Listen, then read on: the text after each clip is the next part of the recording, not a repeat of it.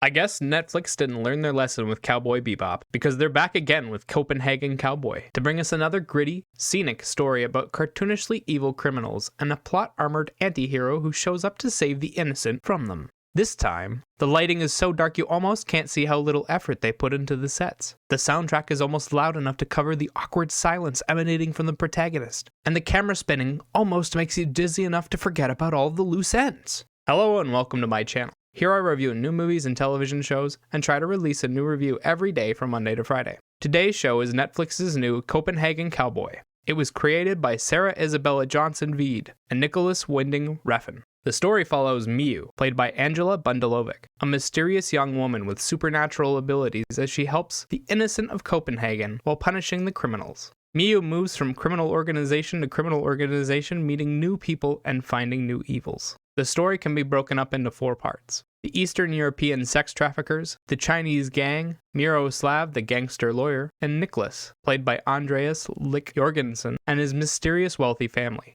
The show starts with the sex traffickers and introduces Nicholas. It deals with one of the characters from the sex trafficker group, but then moves on to the Chinese gang, and meets Mor Hulda, played by Lili Zhang. It spends a bit of time on that storyline, and introducing the rest of Nicholas's family before jumping ship to the gangster lawyer. The show mixes in bits from the Chinese gang and Nicholas's storylines with the gangster's lawyer's storyline before finally bringing all the pieces together for a grand finale. It ends with a couple of cliffhangers and a bunch of unresolved storylines, but wraps up the Chinese gangster's story. First and foremost, we have to talk about the visuals. The show does a lot of visual storytelling, and will often let scenes play out in complete silence. It gives these scenes a sense of gravity that you don't often see, and it was a refreshing change of pace. There are also some fun little tracking shots in here that are well done. I truly enjoyed them.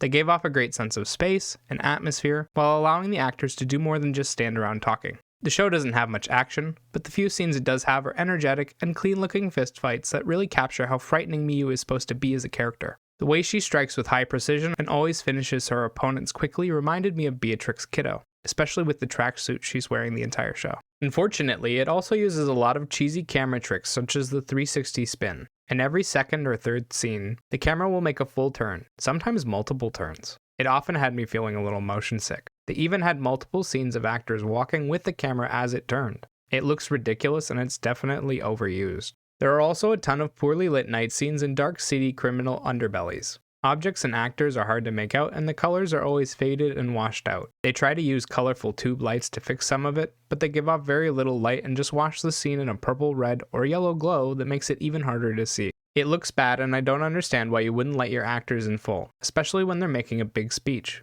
The only saving grace of the poor lighting is that you can't see the low quality sets they half built. The sets, when you can see them, are clearly just a few rooms built inside of a warehouse somewhere. After the visuals is the story. It's fun, but it explains nothing, sets no rules, and it isn't very eventful. It jumps all over the place and is constantly abandoning plot lines only to briefly revisit them one more time before abandoning them again. The story is about bad people without a single normal character in sight, and Miu, while kind of fun when you view her as a force of nature, isn't much of a character. She comes off as a robot with superpowers. She barely speaks, barely emotes, and we know virtually nothing about her. As a main character, she's almost non-existent. The show spends a lot of time setting up 4 different groups and shows off their dealings, but then it abandons 2 of them and rushes through Miu's dealings with the other 2. For example, in the second episode, we see Miu close out her connection to the sex traffickers, and most of it is done off-screen with a single scene from the event to give us a conclusion. We had a whole episode setting up their organization and operations, and fleshing out different characters from there, and then bam, it's over in a minute in the second episode.